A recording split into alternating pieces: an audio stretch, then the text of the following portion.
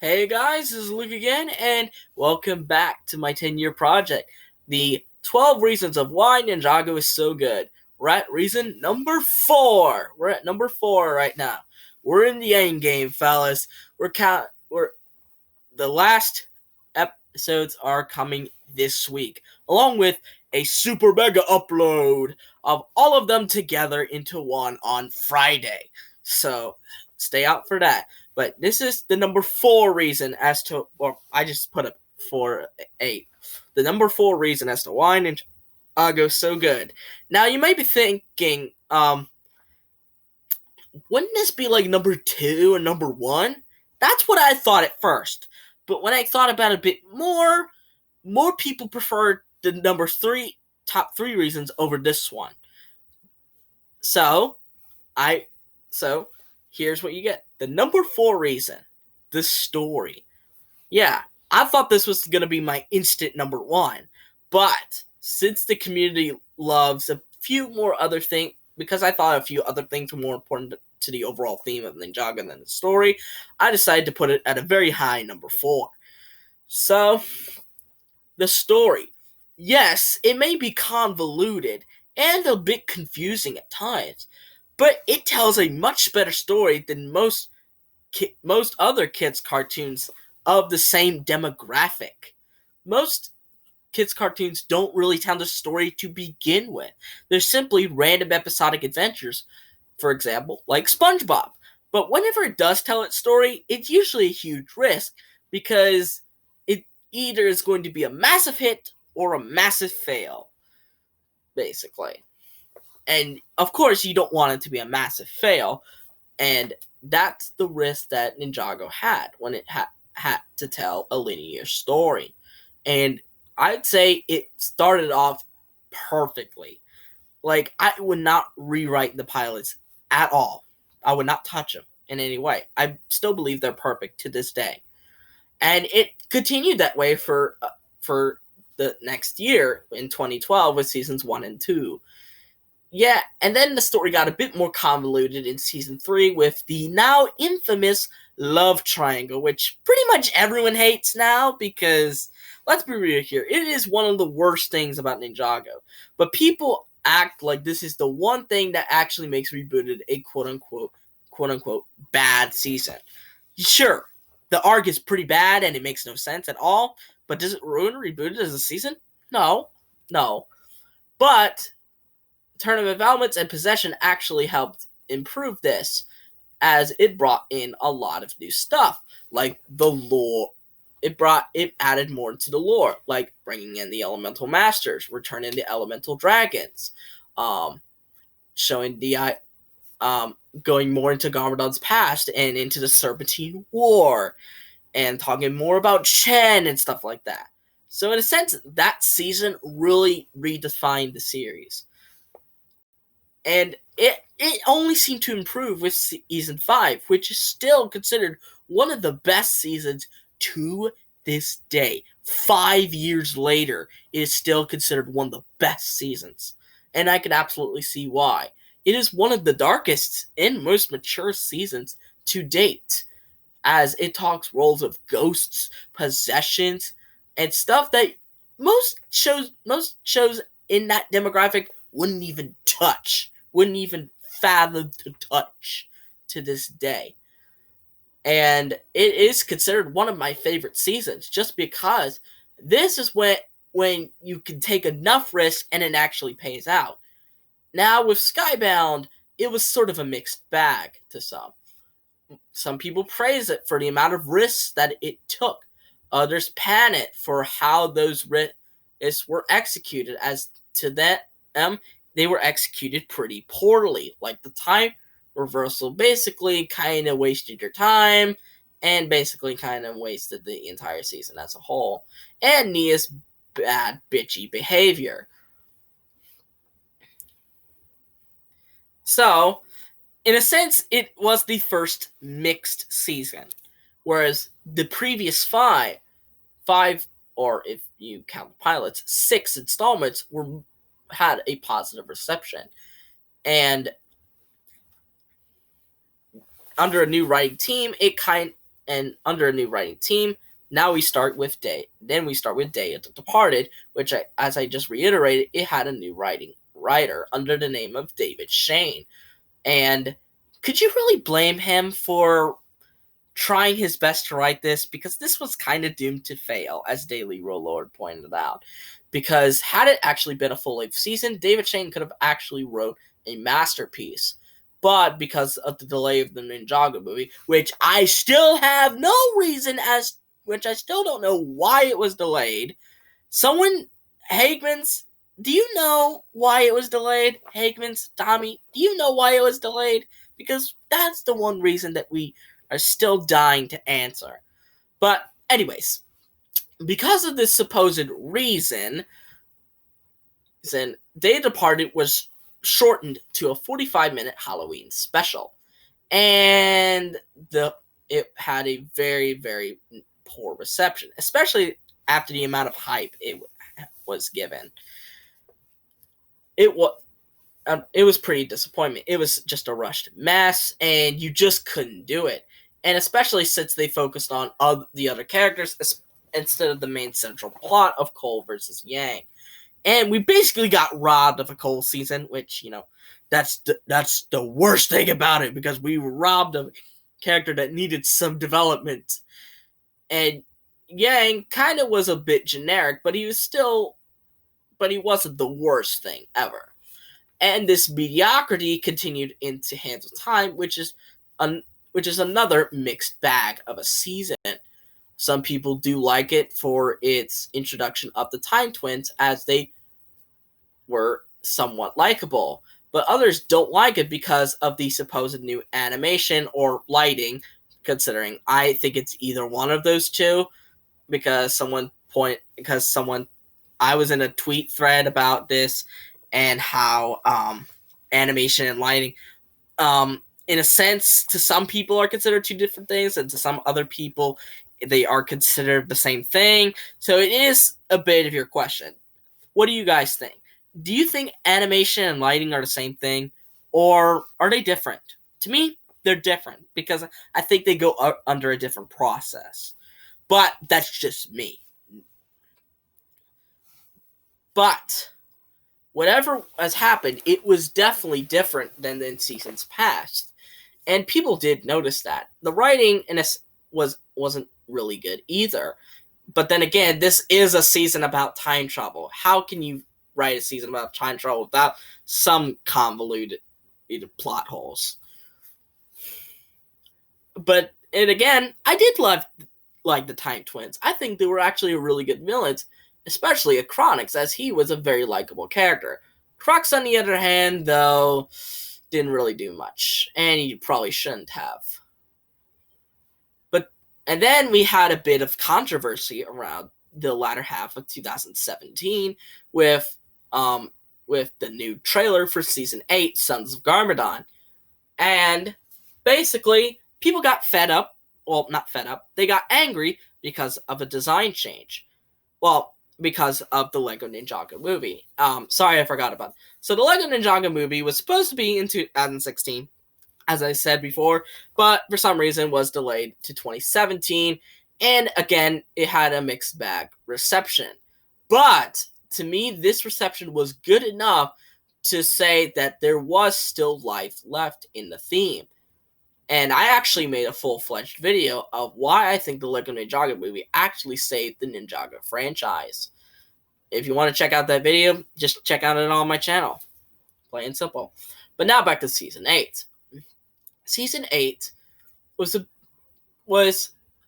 a bit weird, if you ask me. A lot of people didn't like it at first because of the new designs that were supposed to help fans from the movie cope through the new change.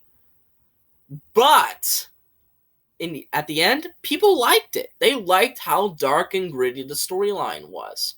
Now, personally, I don't think it's that great. I think it's about a 7 out of 10 for me. But, and I honestly think that they should have ended the season on Dread on Arrival and not on Big Trouble in Little Ninjago. But whatever. And it's actually the first. And speaking of Big Trouble in Little Ninjago, A lot of people still consider it one of the best finales to date, even though I heavily disagree. But whatever you think, it is the first finale to fully continue a new storyline without ending a prior one.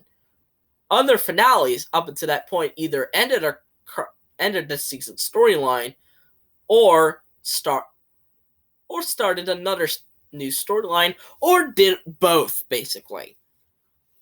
But this is the first installment to just continue the ongoing storyline instead of ending it, which to a lot of fans was unique and different, which is why I think it is that liked. Now we go on to Hunted. This one also tried to take a huge risk by basically telling two stories at pretty much the same time. The Resistance storyline and the First Realm storyline. A lot of people really like both of those storylines. But from what I've seen, the First Realm storyline is the more popular of the two.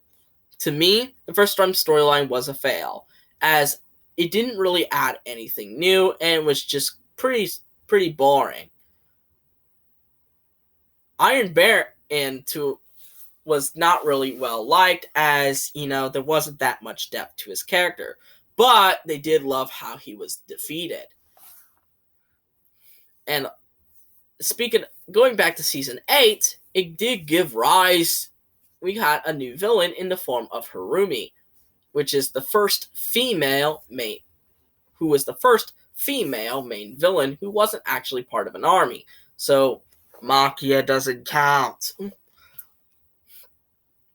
And I think that's why a lot of people liked her, which, she was the first female, whereas all the other ones prior were male or had no gender, like the Overlord. But whatever the case may be, she was well liked among the fandom, but to me, she is considered the most controversial character in the series, and I actually have a full-fledged video on why I think that way. But Lord Garmadon actually came back. Now, a lot of people absolutely despise this, because he already had a perfectly written conclusion in Season 5, where he died along with the Preeminent. To them, bringing him back was basically crapping on it. But a lot of people surprisingly liked this new version of Garmadon titled Emperor Garmadon. And while I may not like him, I know there are some of my fans who do. So if you like him, that's fine. If you don't like him like I do, that's also fine. So, moving back to Hunted, Garmadon was the main villain through the Resistance storyline, which I think is way better because it is written better. Mostly because it's just written better. This storyline also saw many huge moments, like Mr. E basically being murdered on screen, the death of Harumi, the battle for the Oni Titan. And the First Realm definitely had its moments too, like Heavy Metal revealing herself to be a girl, basically Faith. Wu's transformation back into his former self. And basically the ninja basically going crazy in the First Realm. Sorry. So, in the end, the ninja find their way back to Ninjago and help Lloyd defeat his father. And Lloyd defeats him with a very creative strategy. A strategy that was a neat callback to Season 3, The Art of the Silent Fist. Fight without fighting. Season 10, then, for some reason, I don't understand why, but this was only 4 episodes, or a full-fledged movie if you lived specifically in the US, and basically did not look up online because you're a poor guy like me. So basically, the entire plot was focused on these demon called the Oni. Hence the name of the trilogy, the Oni and Dragon trilogy. There was a huge focus on these, and they were hyped a lot in Season 9. However, they were pretty disappointing since one of their abilities they did not use in season 10 at all, and that was to transform into people. And they ended up being taken out by a lot of people really were a bit mixed on the finale. So this is another mixed installment, and to some, a disappointing end to otherwise a great trilogy. And, well, I certainly think the finale was good, but I know a lot of people do think it as the worst episode ever, as it was filled with plot holes. And basically the only word defeated, just like that. And basically, Lloyd had a chance to basically accept godhood or go back with his friends. To me, he should have accepted godhood, as his character was already in a... It could have avoided a huge problem with his character that I'll have created a future video for. Then we go... Then, to... Now... Season 10 looked to be the end, as it was written in Ninjago at the end of the episode 98, called Endings. By then, the series had reached 100 official episodes. Well, 98 if you don't count the original 2 pilots. But I do count them since they are part of the story, so... Then, it was rebranded under Ninjago and removed the Masters of Spinjitzu subtitle. The 11th season is probably the first season to get a negative reception. Now it's more mixed, but at first it was filled with a bunch of hate, as the writing seemed extremely terrible to a lot of people. They thought the writing was stupid, childish, made no sense, full of filler, and remains probably the most disliked season of Ninjago to date. And now we're going to move into Prime Empire. Sorry if I'm moving extremely slowly. Sometimes these details flow over my mind just like that.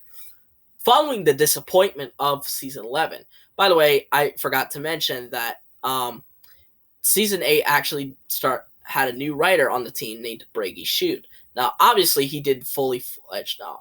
So, basically, so let me get back on track here. So, David Shane wrote They Departed and 7. So, basically, he handled for about a year of writing, and then it switched back over to the Hagmans, and then this new guy, Brady Shute. And Brady Shute wrote some pretty good episodes, some pretty good stories, but then he was fully handed over the reins in Season 10. But his full actual length season was probably a failure, and many questioned whether he could actually write a Ninjago season. And this doubt kind of further escalated in Prime Empire, where since the Secrets of the Forbidden Spinjitzu, aka Season 11, was such a huge disappointment to a lot of fans, people were speculating if Season 12 could bring back the old Ninjago. And in a sense, it sort of did. It was basically about video games, and while it did a lot with its world and definitely utilized it a lot better than Season 3 in the Digiverse, it focused more on the side characters and rather not on the main characters. And it was also marketed as a J season, which doesn't really make sense considering J doesn't really get a whole lot of development in Season 12. So, in a sense, it is pretty... Now it's looked on as pretty mediocre. But at the time, it was one of the most popular seasons, mostly due to the fact that it was super disappointing. Season 11 was super disappointing. Now we head to the most recent season of Ninjago to date, Season 13, because Season 14 has not aired on YouTube at all in any country. So Season 13 was the Cole season that we've waited nearly a decade for. Nearly a decade.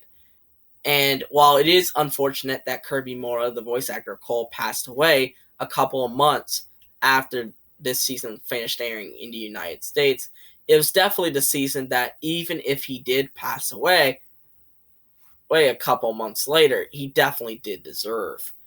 Um, so basically, they were invited to Shintaro, and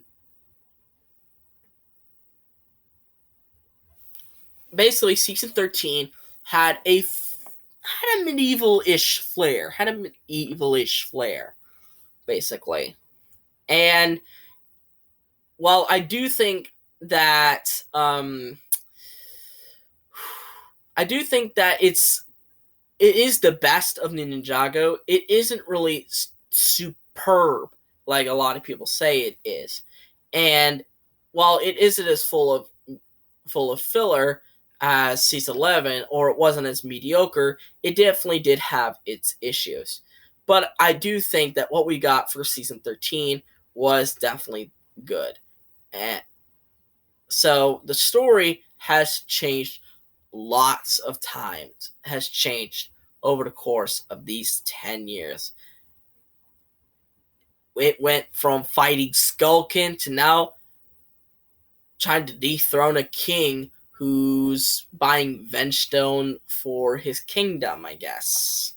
So the storyline has changed so much over the years. And it was filled with moments that a lot of people despised, but it was also filled with a lot of things people did love.